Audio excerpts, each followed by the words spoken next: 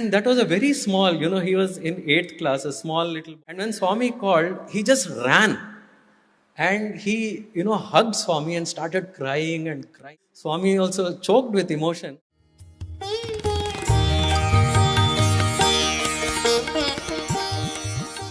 The time which I had come to Brashanty Nilayam was a very interesting time. This was July 1996. And it was my great fortune that exactly during that period, Bhagwan, every day he would give a discourse. This was a series of 70 days when Bhagwan used to give a discourse every single day. So the format was that there will be bhajans for 15 minutes and then a student would speak and then Bhagwan would give his divine discourse. And I was completely mesmerized. I just spent 3 days in Brashanty Nilayam, and 3 days means 6 darshans, which means like 6 times taking the token in the darshan lines. And 5 out of those 6 times, I had got the first line. I drew the first line. I did not know the significance of it at that time, but there I found myself every day seated at almost the same place, having a vantage point view of what was going on in the Kulwant Hall. And you must imagine, the dazzling lights of Kulwant Hall and Bhagwan's countenance, that bright countenance, its aura of divinity. And then what caught me the most, what caught my attention the most was Bhagwan's interaction with the students. So he would every day come, I could see that some humorous banter would go on between Bhagwan and the bhajan group right in front. And then that one privileged person would get to speak in Swami's presence and the discourse. And on the very last day, before I was to leave Brashanty Nilayam, that day, Bhagwan, while speaking in the discourse, he was making reference to one of the students. He was talking about something. He was relating the life history of that particular student. And as he spoke, he said, that boy, he's right here. And he called him from amongst the students seated there. He said, come. And that was a very small, he was in 8th class, a small little boy. And when Swami called, he just ran. And he, hugged Swami and started crying and crying. And you could see Swami also choked with emotion. I just saw that one scene and that's it. I was mesmerized for life. I had decided that if there was anything that I wanted in life, it was this love of Bhagwan. That thought consumed me so much. Like I could not wait for the next time that I could come to Brashanty Nilayam. I was completely taken in by the charisma, the draw of the Lord himself. I remember, I could hardly wait for that semester to end. The semester examinations were going on, and there, as I'm writing the exam, I was singing Swami's bhajans because my mind was not on the exam. My mind was already, it had gone ahead to Brashanty Nilayam. And, I used to come as often as I could and have Bhagwan's darshan because I wanted some way to get closer and closer to Bhagwan. I can best describe what happened to me by looking at the history of science. You see, for the very, very long time, in the Western world at least, they used to believe that it is Earth that is at the center of the universe. They used to look at, it's very natural, you look at the moon, it is rotating around you. Every day you see the sun making rounds around the earth. So it's natural to believe that actually it is Earth that is at the center of the universe. And that was challenged hardly a few centuries ago when scientists of that time, they made observations and they found no, it is not Earth that is at the center of the universe. Indeed, the Earth itself is revolving around the sun. And with many of us, before we come to Bhagwan, our life is also like this. See, we think that we are at the center of our lives. In fact, of the entire universe. We think that what matters most is our feelings, our desires, what we want. That is what matters most to us. What emotions we are going through, what desires we have. That's what consumes us our entire lives. And then Bhagwan comes and then you realize that who is at the center of your life? who is at the center of the universe itself is Bhagwan.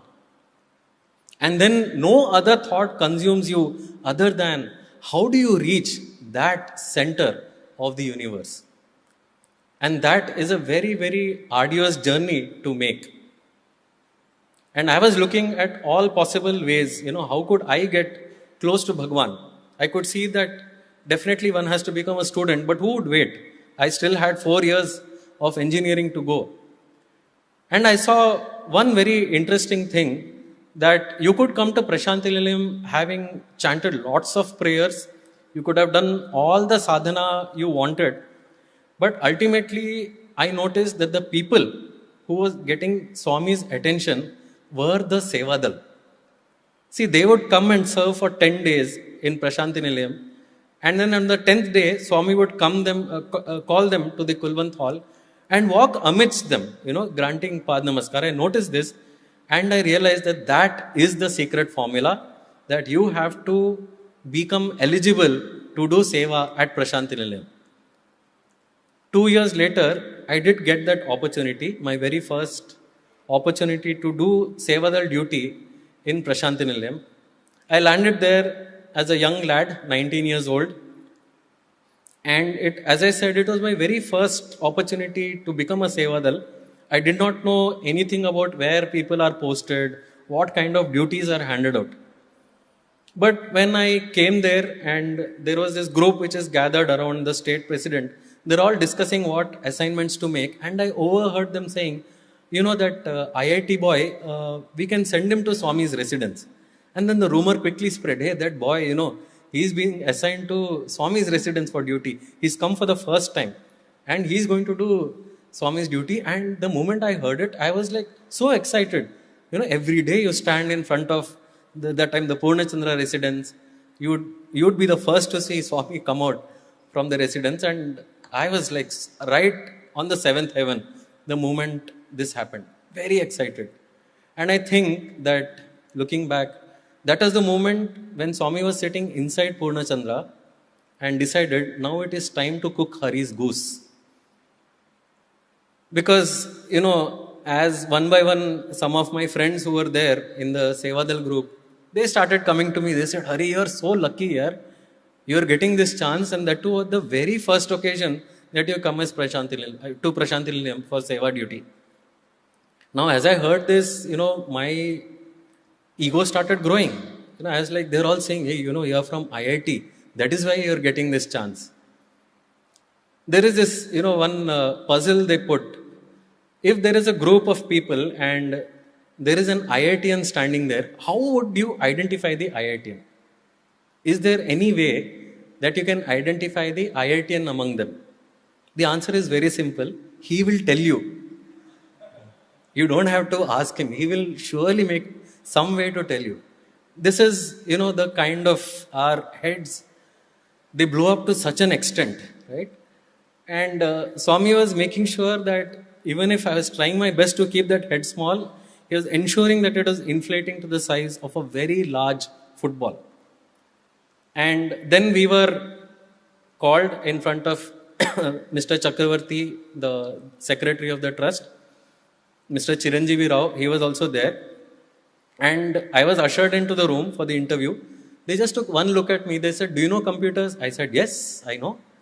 And they said, we are assigning you to Shanti Bhavan.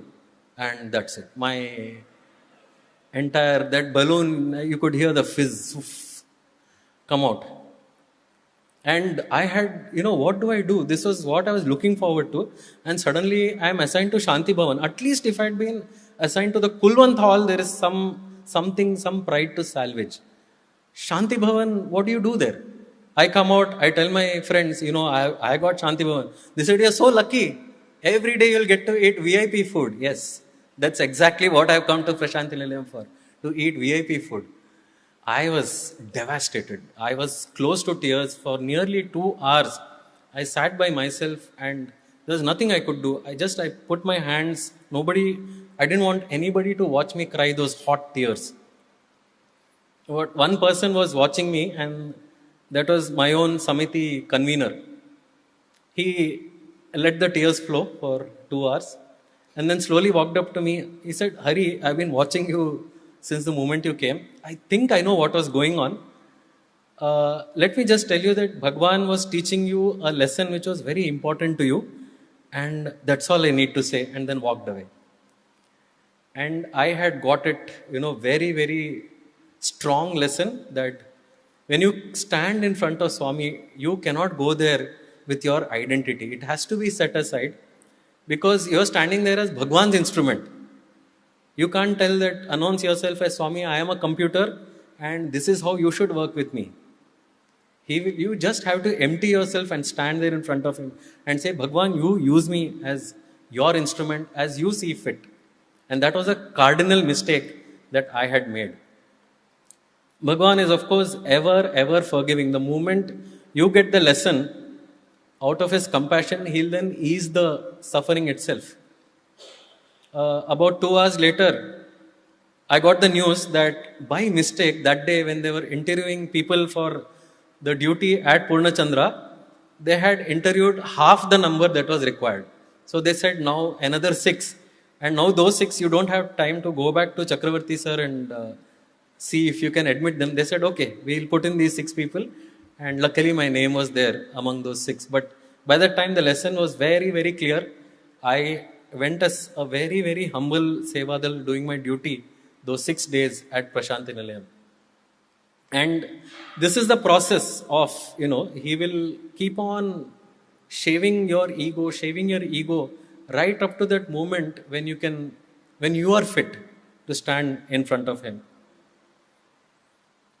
A year later, I got this opportunity to pray to Bhagwan that what should I do after my BTech? And Bhagwan was very, very compassionate. He said, after your BTech, you do your MBA. You can do it at my university here. You apply. And so 2 years later, I was able to join Bhagwan's university. And it was into the Masters of Business Administration. This was in the year 2000. And the only way, the best way I can describe, that those moments, those 2 years that was spent at his lotus feet, nobody can describe it better than Kasturi Garu. He was an expert wordsmith. He knew the right words to describe what was happening around Swami. And he said that the experience of being around Swami, he titled it as appetizing adjacency. Because you are so close to Swami and it never ends. Once Swami talks to you, the next day also you want him to talk to you. If Swami sees you once, it is not enough. You say, no, Swami, you should look at me again. This is what Kasturi Garu, he captures it so beautifully when he says it is this appetizing adjacency.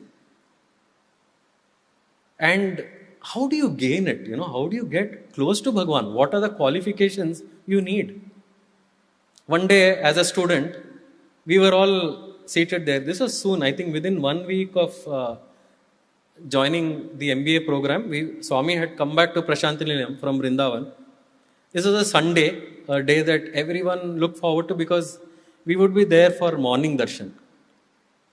Unfortunately, that Sunday we were seated a little behind, maybe 6 or 7 rows behind.